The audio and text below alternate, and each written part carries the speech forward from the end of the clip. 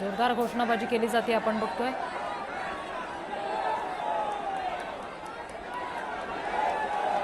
मनसेच्या कार्यकर्त्यांनी प्रचंड आक्रमक भूमिका घेतली आणि त्यानंतर आता हा मोर्चा निघतोय।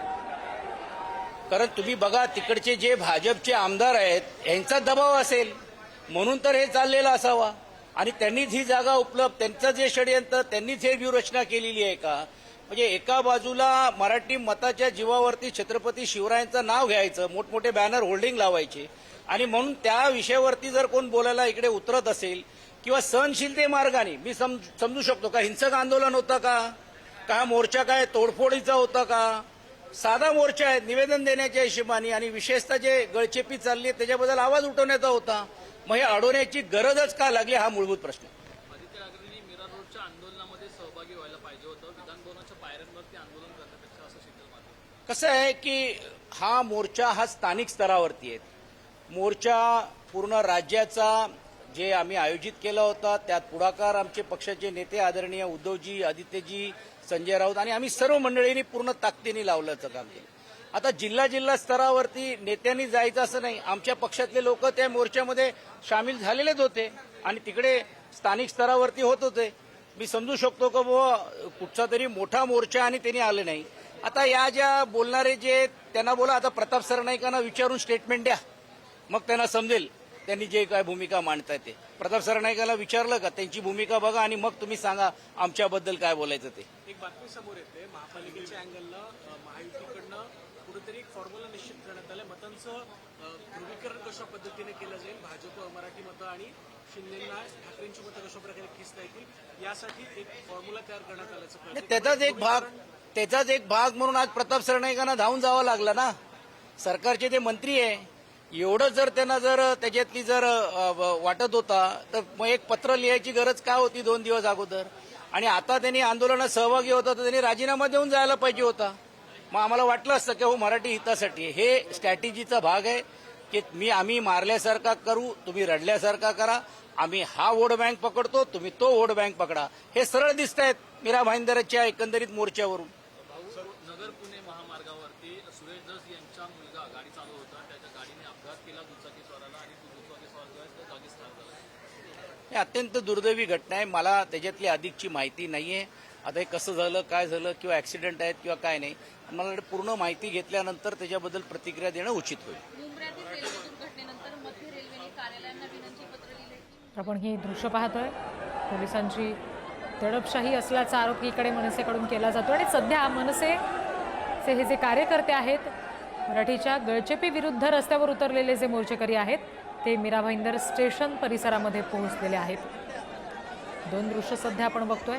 आक्रमक मोर्चा सध्या मीरा भाईंदरमध्ये निघालेला आहे।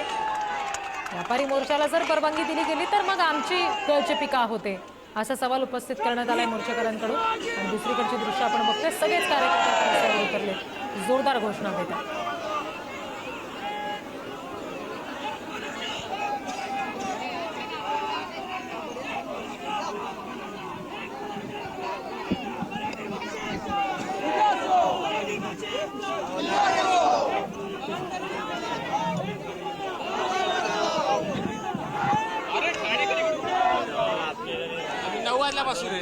आता विश्वास पण तुम्हाला पोलीस स्टेशन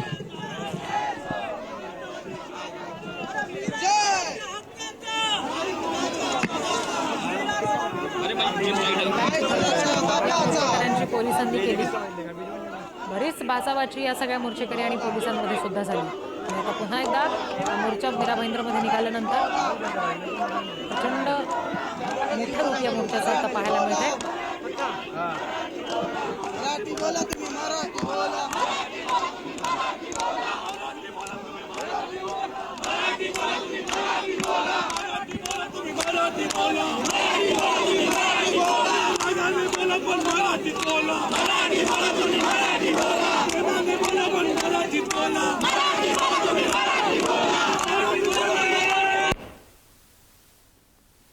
मराठीत बोलण्याचं आवाहन एकीकडे करतायत हे सगळे मोर्चेकरी, जोरदार घोषणा दिल्या जात आहेत।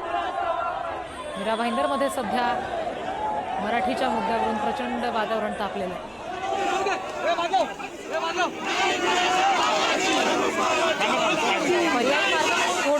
उपाय त्याच्यावर सुचवला गेला आणि त्याच्यावरून मनसेच्या कार्यकर्त्यांमध्ये किंवा मोर्चेकऱ्यांमध्ये जशी संतापाची लाट दिसली तशीच भूमिका संदीप देशपांडेंनी सुद्धा मांडली की हा असा पर्याय असू शकत नाही आणि त्यामुळे आणखी आक्रमक भूमिका या सगळ्या मोर्चेकऱ्यांनी घेतलेली आपण बघतोय. अजूनही ही सगळी घोषणाबाजी फलकबाजी सुरूच आहे.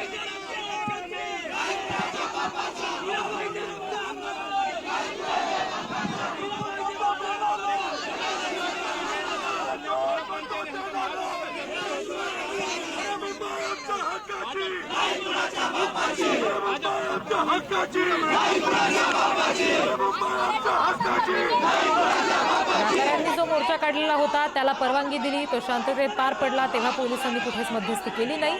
मग आमच्या मोर्चाला विरोध का, आमच्या कार्यकर्त्यांची धरपकड का, असा सवाल उपस्थित करण्यात आलेला आहे मनसेकडून सुद्धा आणि इतर सगळ्या मोर्चेकऱ्यांकडून सुद्धा. मराठीच्या मोर्चाला परवानगी नाकारल्यावरून हा सगळा आता वाद झालेला आहे. अनेक कार्यकर्त्यांची धरपकड पोलिसांनी केली आणि त्याच्यानंतर मीरा भाईंदरमध्ये हे प्रकरण आणखी चिघळलं.